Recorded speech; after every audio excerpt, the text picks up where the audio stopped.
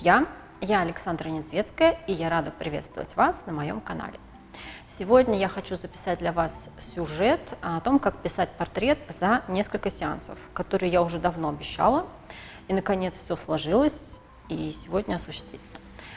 Плюс там еще в комментариях был вопрос по поводу того, как писать миниатюру.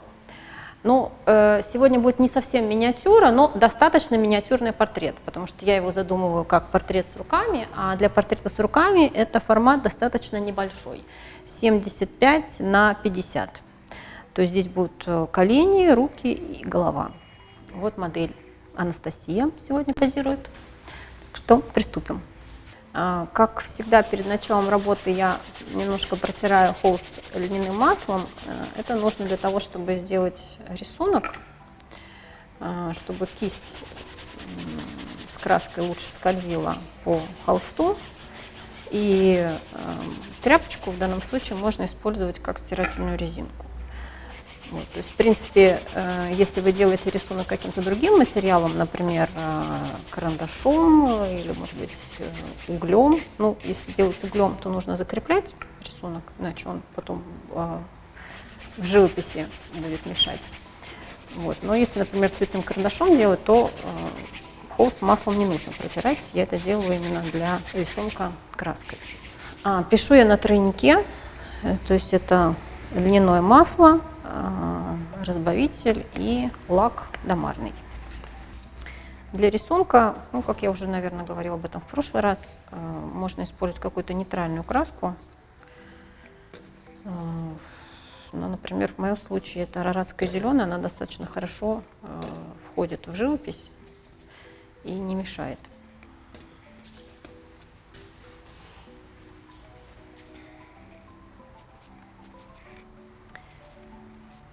Вообще хочу сказать, что писать портрет за несколько сеансов это значительно легче, чем писать портрет за один сеанс. Потому что в портрете за один сеанс практически нет права на ошибку, а в портрете за несколько сеансов есть возможность что-то исправить, добавить. Плюс в портрете за несколько сеансов есть возможность сделать более детализированную работу, так как по уже высохшему слою детали сделать гораздо проще и удобнее, чем по сырой краске.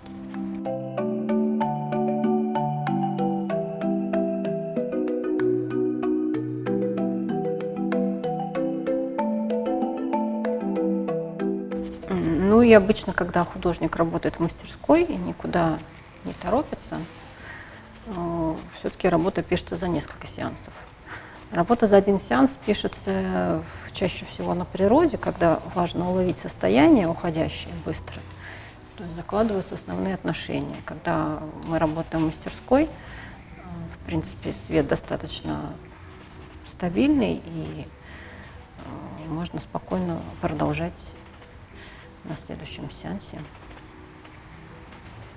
доделывать то, что не доделалось на первом.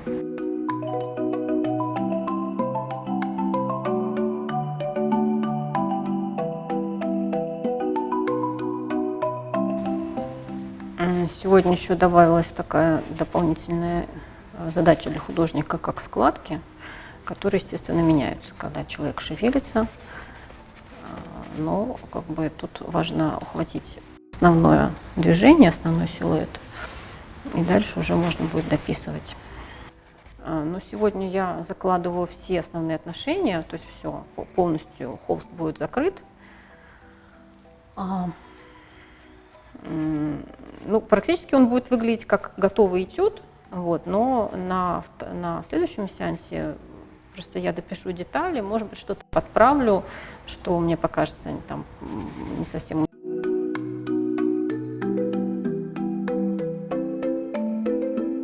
Поза достаточно спокойная, естественная для модели. То есть я попросила Настю сесть так, как ей удобно. Потому что иногда бывают художники просят моделей сесть в каких-то таких очень сложных позах. Вот, но это если какая-то задача определенная стоит. В данном случае задача это портрет с руками за несколько сеансов.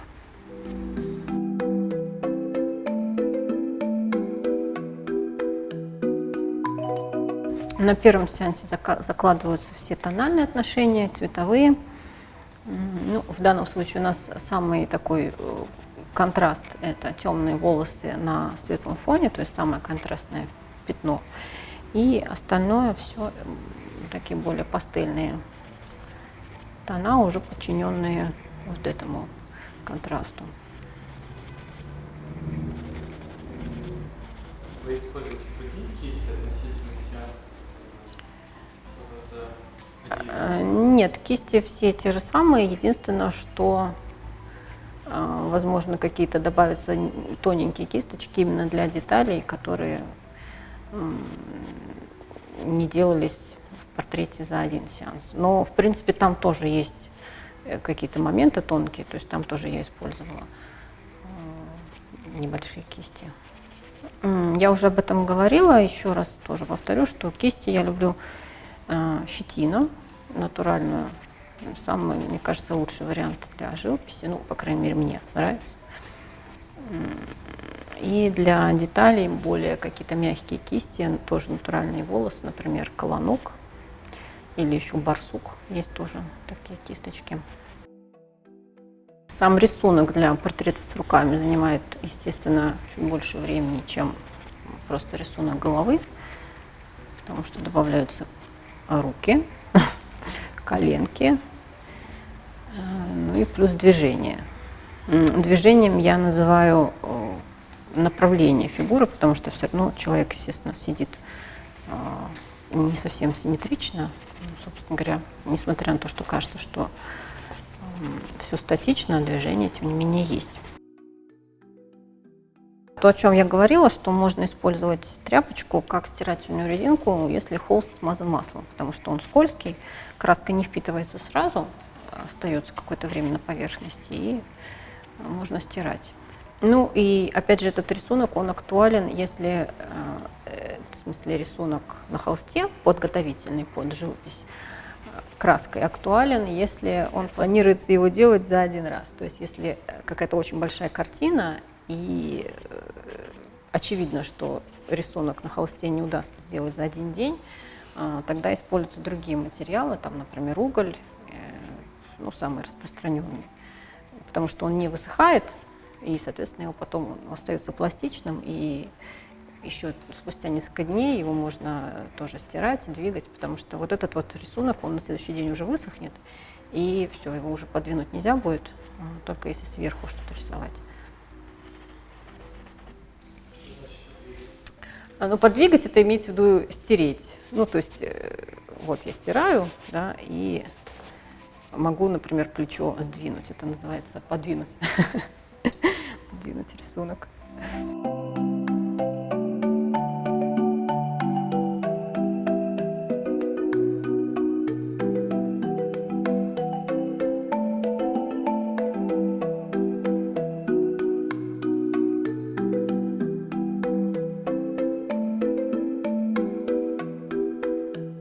Достаточно широкая кисть для того, чтобы заложить основное движение.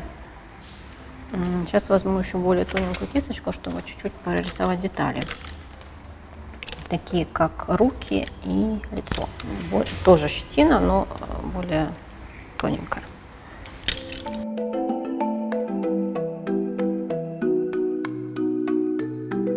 Вообще рисование рук, пальцев рук и стоп считается одним из самых трудных в рисовании человека. И прямо обучению именно рисованию рук и стоп уделяется отдельное время в учебных заведениях. И шутки такие есть у художников, что руки в карманы, ноги в траву. Вот, все, нет проблем. Если у кого с этим проблемы рисовать. В данном случае я себе немножко облегчаю задачу, то, что здесь будет только одна кисть руки, так как я планирую написать эту работу за 2 сеанса, чтобы все успеть.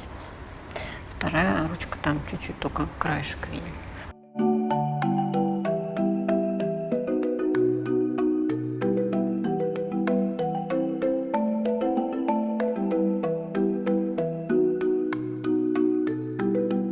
Ну вот этот прием в действии, тряпочка стирательная резинка. Ну, еще, конечно, зависит от самого холста, потому что бывает холст настолько тянущий, что краска все равно впитывается и сложно работать таким образом. В данном случае у меня готовый грунтованный холст, итальянский, он хороший, не тянущий.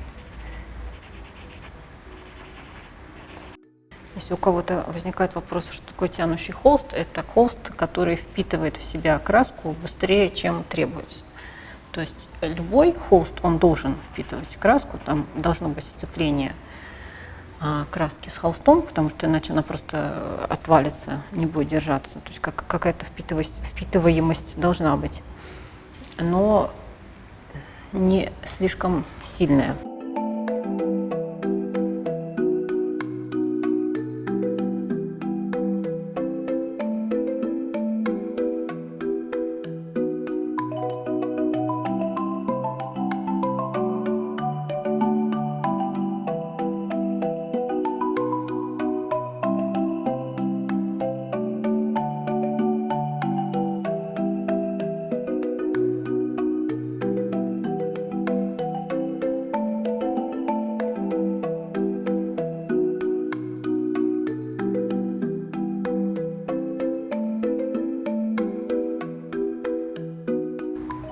Отойти подальше от работы в процессе нужно для того, чтобы увидеть все целиком и сразу увидеть какие-то недочеты, которые могут быть не видны вблизи. То есть, например, пропорция фигуры. То есть, если там что-то не так, то вблизи это может быть незаметно, а когда отходишь, сразу все становится понятно, что не так. Ну и вообще считается, что постоянно нужно отходить от работы, то есть не утыкаться в холст, а так путешествовать туда-сюда.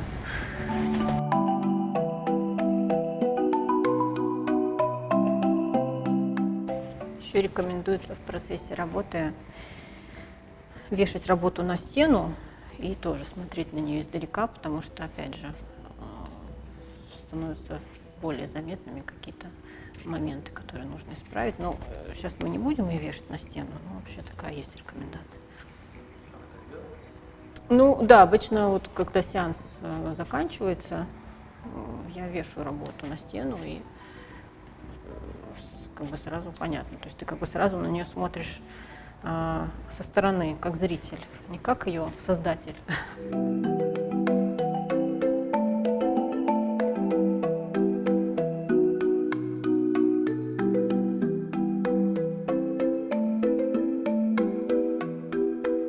Что я сейчас делаю, это я проверяю пропорции, сколько раз на моем рисунке голова вмещается в теле, чтобы не было такого, что вдруг голова оказалась слишком большой или слишком маленькой.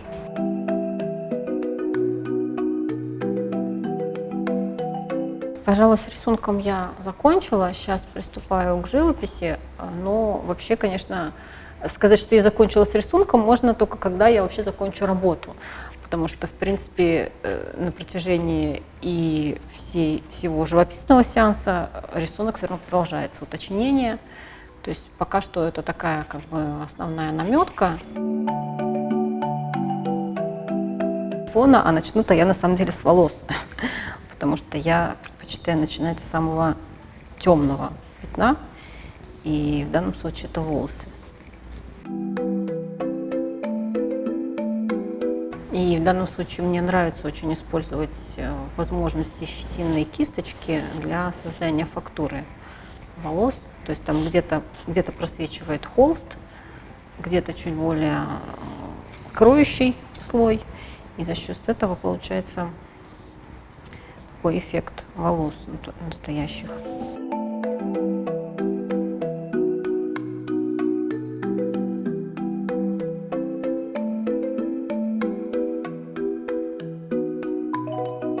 За что я люблю масляную технику живописи, это за то, что достаточно простыми средствами можно создать очень красивый и интересный эффект.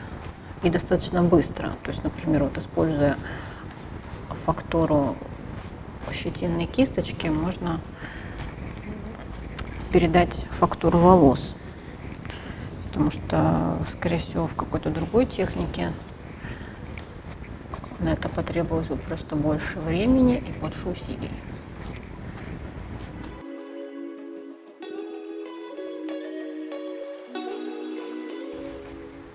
Казалось бы, вроде волосы однородно темные, но внутри этого темного пятна там есть тональные градации, свет на волосах,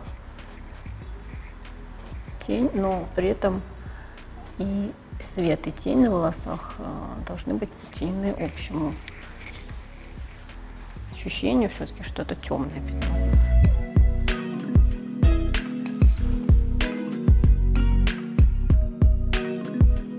А вот теперь уже фон.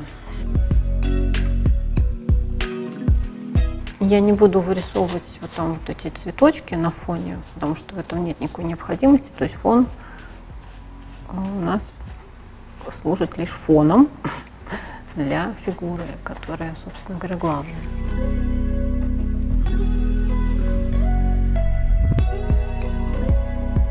То есть сейчас на начальном этапе важно создать среду, такую некую воздуха и пространства, в которой находится модель.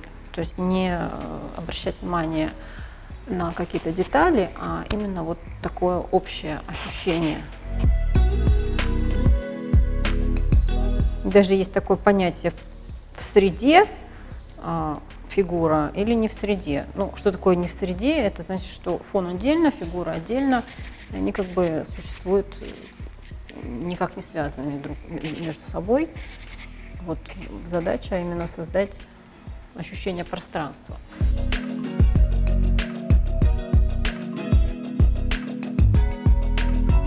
Мне нравится писать фон достаточно жидко, в протирку, что называется. То есть протирку — это вот когда кисточка берется и таким движением протирающим наносится краска.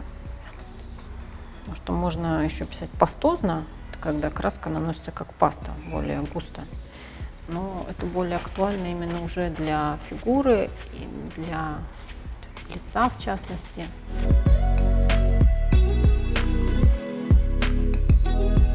Есть там такие некоторые всполохи темные на фоне. Можно их сделать. Это опять же поможет соединить фигуру с фоном. То есть темные волосы находят поддержку в этих вот темных пятнах на фоне. Но темные пятна на фоне, они светлее, чем волосы. То есть волосы самое темное пятно в данном случае.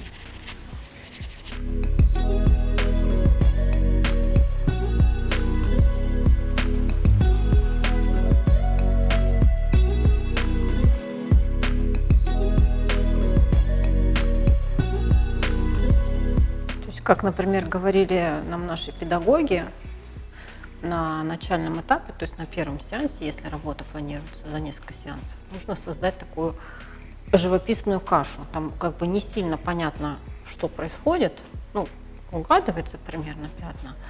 То есть не упираться в детали, а создать такую вот среду.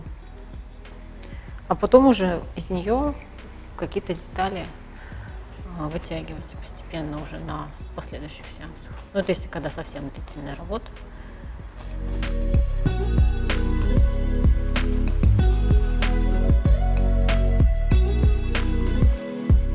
Ну и вообще хочу сказать, что обычно я, конечно, так близко не встаю к модели, когда пишу, когда работаю сама в мастерской.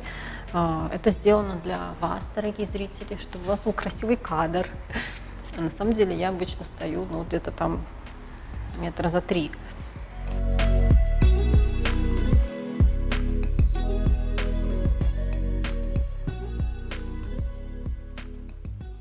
Ну и когда мы пишем, все-таки надо стараться укладывать мазки по форме того, что пишется в данный момент. То есть если складочки закругляются, то, соответственно, мазок тоже помогает создать это движение.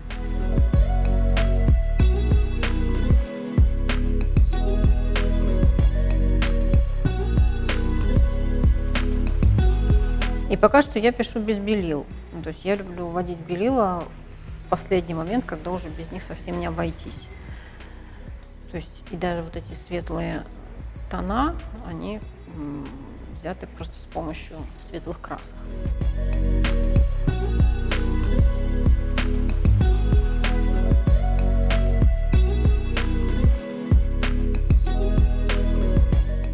Так, сейчас я приступаю к написанию лица, но тут уже без белил сложно обойтись. Был вопрос, я помню, в комментариях, какие краски я использую для кожи именно. Но вообще зависит тоже от модели, потому что у всех разные оттенки кожи. Но обычно это неаполитанская желтая, английская красная и кобальт зеленый светлый и цирулиум. Можно еще добавлять Марс черный. Но, естественно, это все не смешивается в единый колер. Просто это те краски, которые я использую в разных пропорциях, соответственно, и в разном сочетании.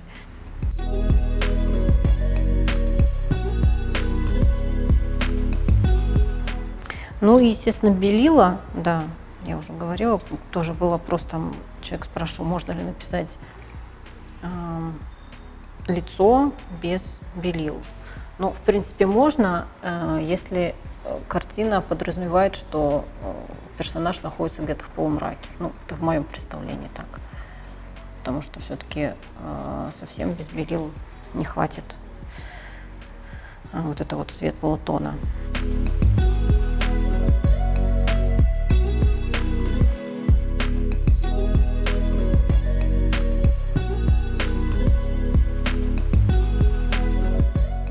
Некоторые художники во время работы используют кистемойки, чтобы ополаскивать кисточку и потом чистой кисточкой, например, лезть в противоположный цвет. Но я предпочитаю просто иметь много кистей. Для темного одни, для светлого другие.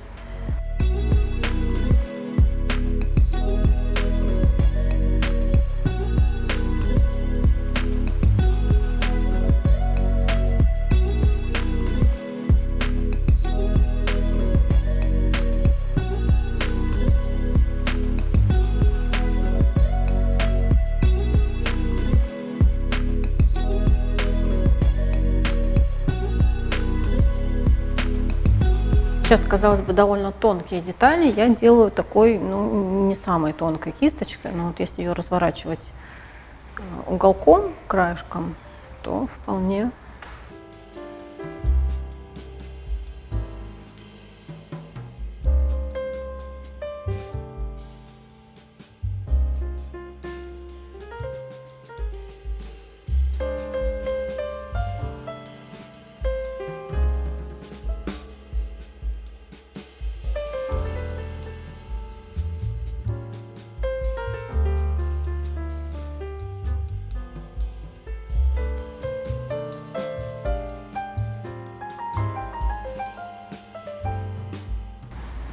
Так, ну вот сейчас я впервые за весь сеанс беру кисточку какую-то, кроме щетины, это тоже натуральный волос, это колонок.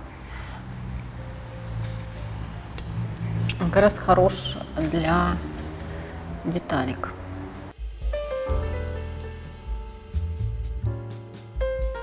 Если нужно сделать тонкие детали, то бывает очень сложно держать руку на весу, ну, рука немножко все равно подрагивает, и для этого используется муштабель.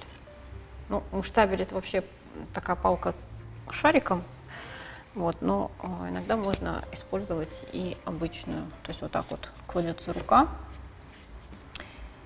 и она не на весу, и при этом она не портит то, что уже сделано. И можно четко сделать детальку.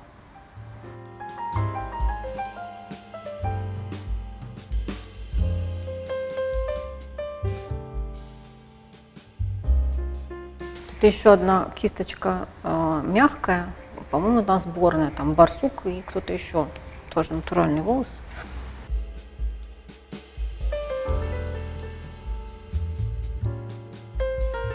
Сегодня стоит все-таки заложить руки, заложить, ну, иначе говоря, наметить, чтобы уже на следующем сеансе можно было их прописывать, потому что когда уже есть какой-то тональный замес на холсте, уже проще потом детали прорабатывать.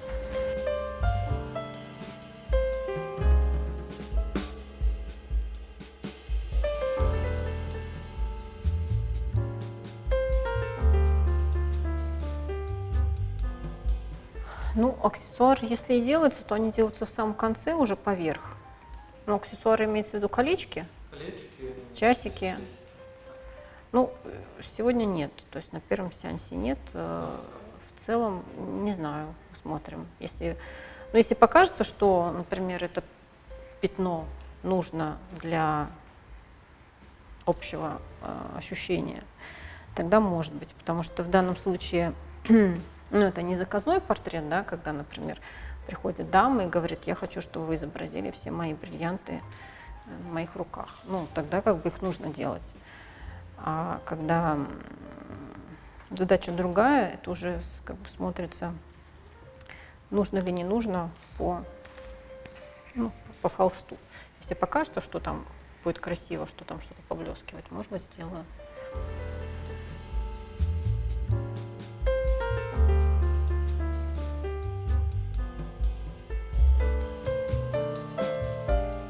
Ну и вот тоже такой достаточно толстой кистью можно делать тонкие детали, если разворачивать ее.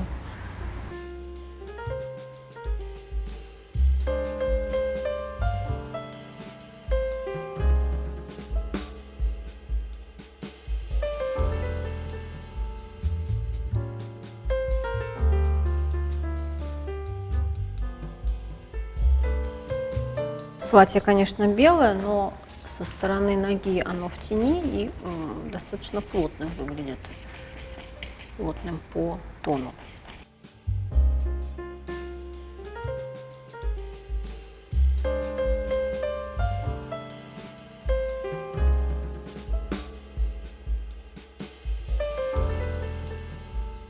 Был вопрос, что самое сложное в портрете за несколько сеансов. Ну, тут вопрос, наверное, не в количестве сеансов будет, я просто сейчас думала и поняла, что у меня есть ответ, а именно в сюжете портрета. То есть если это, скажем, просто голова, да, портрет за несколько сеансов, то это одно. Если это портрет с руками, тоже за несколько сеансов, то это уже совсем другое, потому что портрет с руками – это задача на порядок сложнее, чем просто портрет плечевой. Там может быть еще портрет, фигура полностью, то есть портрет в полный рост. Просто когда художники начинающие учатся, они сначала осваивают плечевой портрет, то есть просто голова с плечевым поясом, а следующий уже идет портрет с руками. То есть по сложности он как бы считается следующим более сложным. Фигура, да, потом двойная постановка, то есть когда две фигуры и обнаженная модель. Обнаженная самая сложная. Ну да, потому что когда фигура одетая, там можно как бы все, свое незнание анатомии можно задрапировать тряпочками. А когда фигура обнаженная, тут уже деваться некуда, и все незнания или знания, они сразу становятся видны.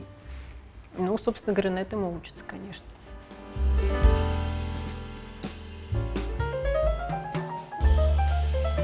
Сейчас немножко пройдусь по фону, и уже на сегодня будем завершать работу.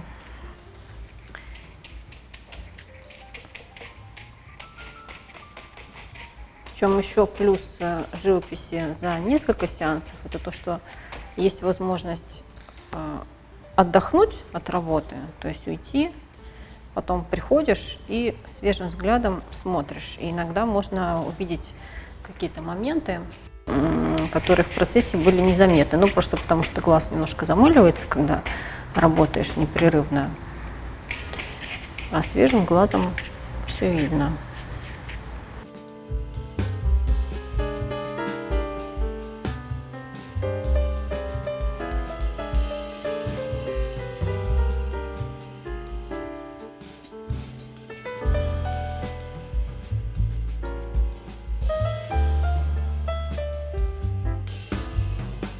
Так, ну вот, на сегодняшний сеанс я завершаю.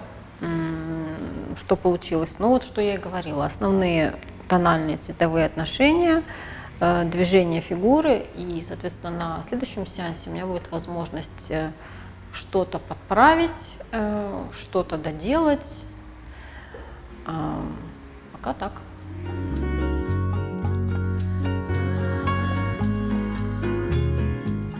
Так, друзья, начинается второй сеанс, прошел один день, холст высох, все хорошо, собственно, как и планировалось. Предыдущий сеанс занял порядка 3 с небольшим часов. Я думаю, что этот сеанс примерно столько же будет. Итак, приступим. Сейчас я сделаю небольшую межслойную обработку. То есть для чего нужно высушить работу перед следующим сеансом, чтобы как раз сделать межслойную обработку. Меня спрашивают иногда, можно ли писать по сухому холсту. Ну, можно, конечно, но единственное, что там просто будет определенная техника, когда краска ложится на сухой холст, то есть нету вплавления мазков. И, во-вторых, это не очень хорошо для сохранности, дальнейшей сохранности живописи, потому что нет сцепления первого слоя с последующим. То есть межслойная обработка, она нужна для 2 вещей. Для того, чтобы было плавное вписывание мазков на уже высохший слой. И для того, чтобы они сцепились друг с другом и, соответственно, живопись была сохранной. Потому что иногда, если не сделать межслойную обработку, там через некоторое время, может быть, через несколько лет, один слой отслоится от другого, и, в общем, это будет не очень хорошо. И после того, как я протерла кистью, еще немножко выравниваю вот так вот ребром ладони, чтобы не было подтеков, вот таких вот капель. Сейчас я сделаю тени на фоне от фигуры, ну и вообще пройдусь по теням на кофте, где-то еще, и потом перейду к цветам, ну и к уточнению рисунка и к уточнению деталей. Чем я сегодня буду заниматься. По высохшему слою уже можно сделать такие полупрозрачные тени, такие акварельные. Если там будет просвечивать предыдущий слой, это даже хорошо. Ну и за счет этого происходит и уточнение рисунка тоже. Как я и говорила на прошлом сеансе, рисунок в живописи продолжается, собственно говоря, весь процесс работы.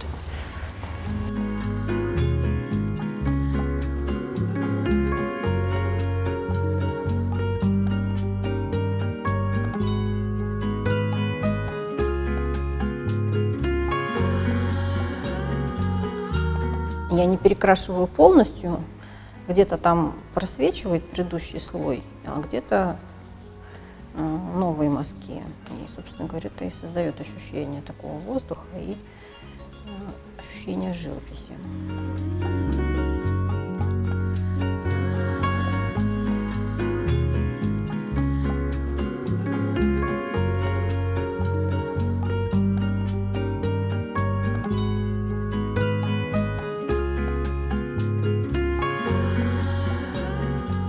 Это синтетическая кисть.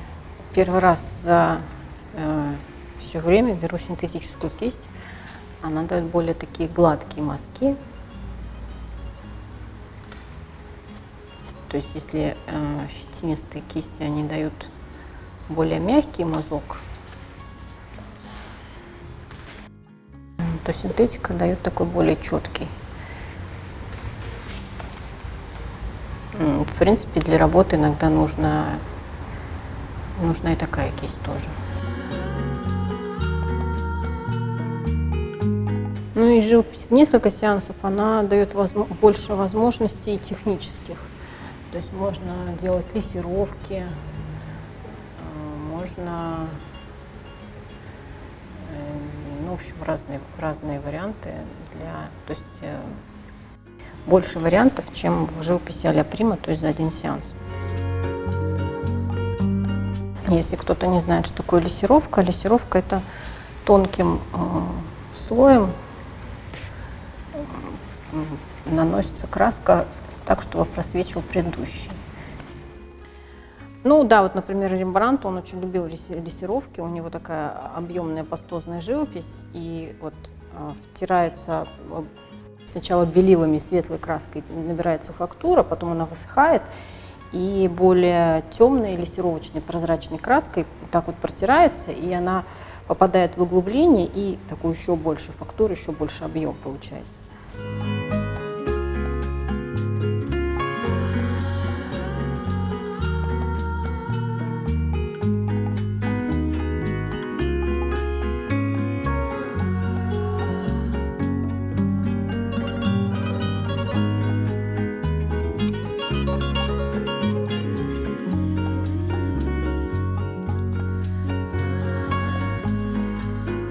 Ну и опять же, по высохшему слою, если не сильно прижимать кисть, тоже получается такой скользящий мазок и тоже создает определенную фактуру.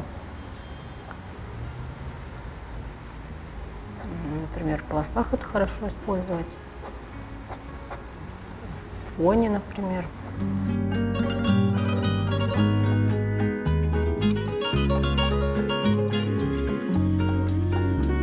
Ближе к затылку волосы делаю посветлее и смягчаю касание с фоном, чтобы создать воздух. И плюс он уходит туда в пространство, объем.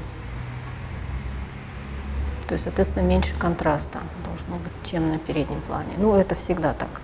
То есть то, что на дальнем плане, оно менее контрастное, чем то, что на переднем плане. То есть за счет этого как раз можно создать то, что называется воздушной перспективой. То есть есть линейная перспектива, это когда линии сходятся к линии горизонта.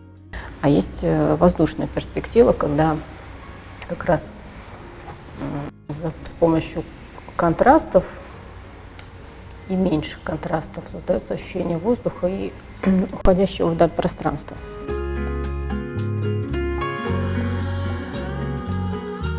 Вот здесь видно, что происходит, когда есть фактура на нижнем слое, и вот следующий поверхностный слой, следующий верхний слой так вот ложится, не кроющий, получается фактура.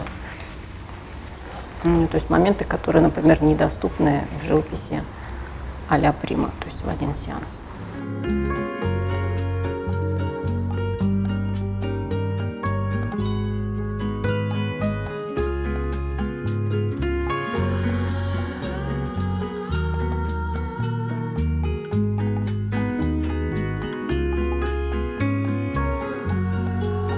Модели сложно позировать, потому что она смотрит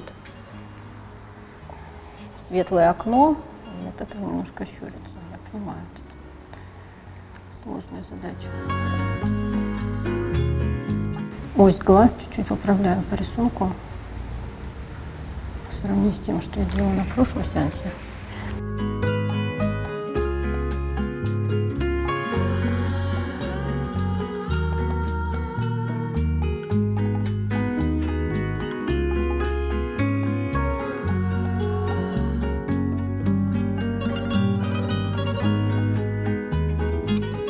Для лица, в особенности в процессе доработки, тоже предпочитаю мягкие кисточки использовать, колонок, про который я уже говорила, и вот этот вот барсук. В особенности, когда лицо небольшое, соответственно, детали все довольно маленькие, мелкие, и тоненькая мягкая кисточка как раз подходит для этого.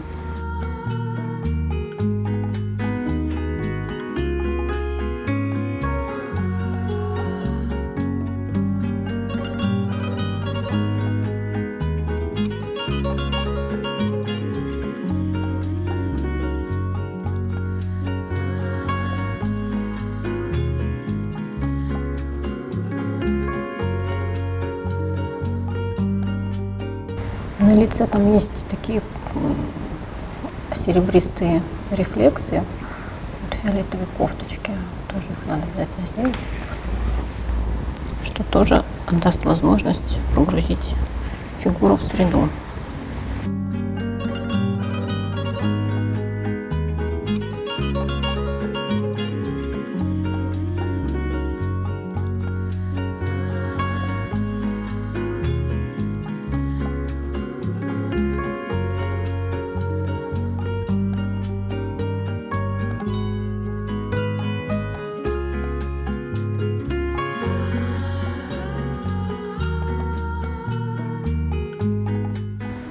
Ну, вот сейчас уже идет такая тоненькая обработка деталей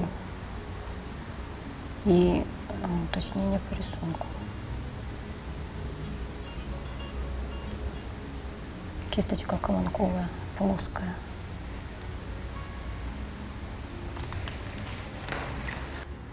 У модели помада на губах, поэтому такой цвет. Ну, как есть, так и делаем. Художники, реалисты.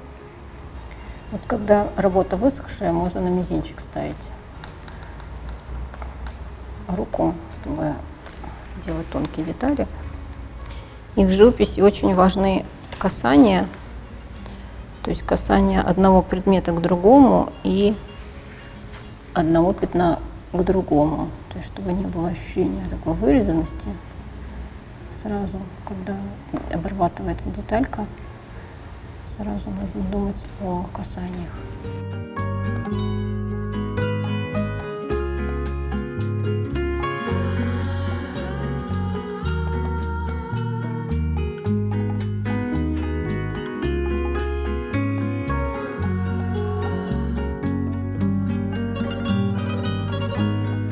Шею лучше делать чуть плотнее, чем лицо, потому что она дальше от нас. Сейчас у меня слишком получилось плотно. Чуть-чуть посветлее сделаю.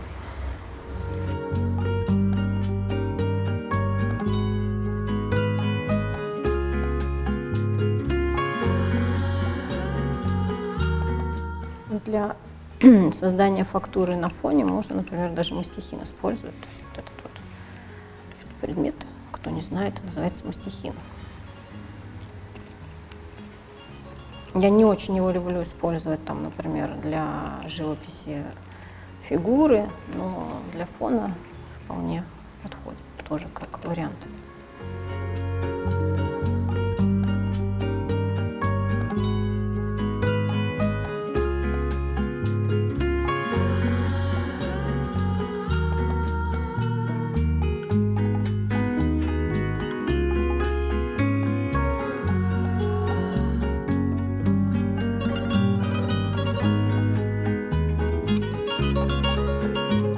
Вообще написание рук – это не менее сложный процесс, чем написание лица, и руки также могут быть не менее выразительными, чем лицо.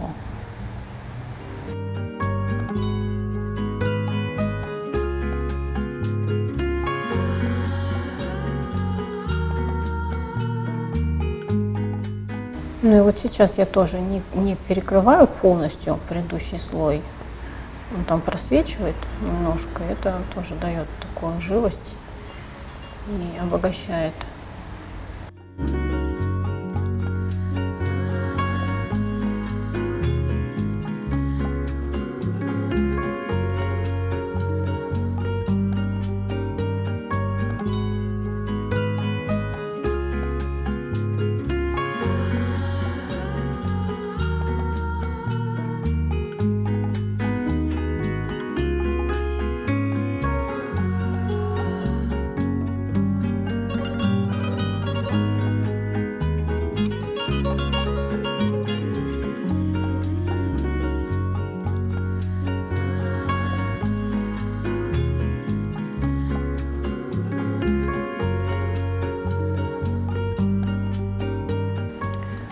Ну, ближе к завершению я смотрю на работу в целом, что-то сверяю. То есть, например, если где-то не хватает контрастов, я их добавляю. Если где-то не хватает теней, ну, то есть, когда уже, грубо говоря, детали написаны, завершающие там какие-то минуты. Это вот такое собирание работы, скажем так.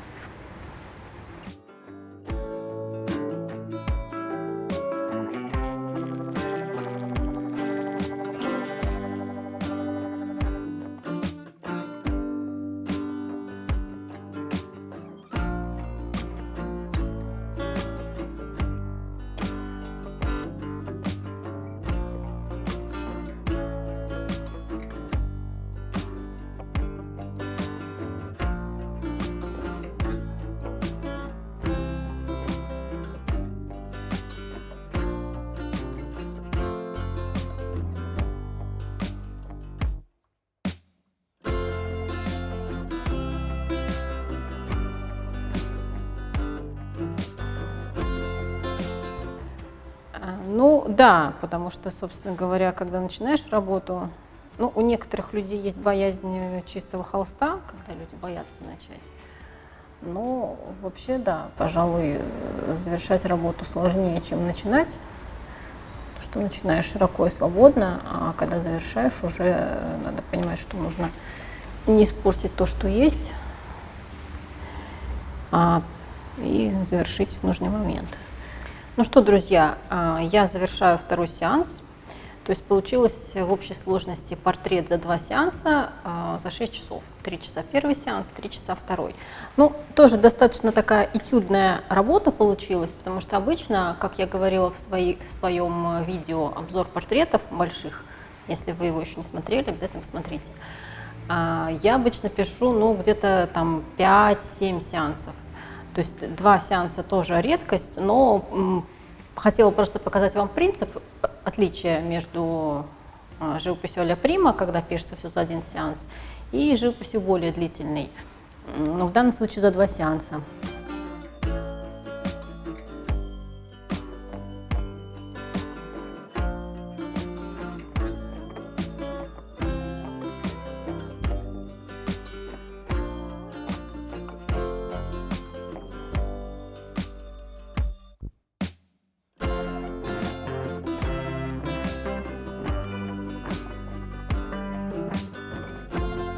Друзья, спасибо за просмотр. Посмотрите другие видео на моем канале, если вы их еще не видели. И если вам было полезно и интересно, ставьте лайки и обязательно подписывайтесь на мой канал. Так я буду знать, что вам интересно то, что я делаю, и буду продолжать. До скорых встреч. Пока!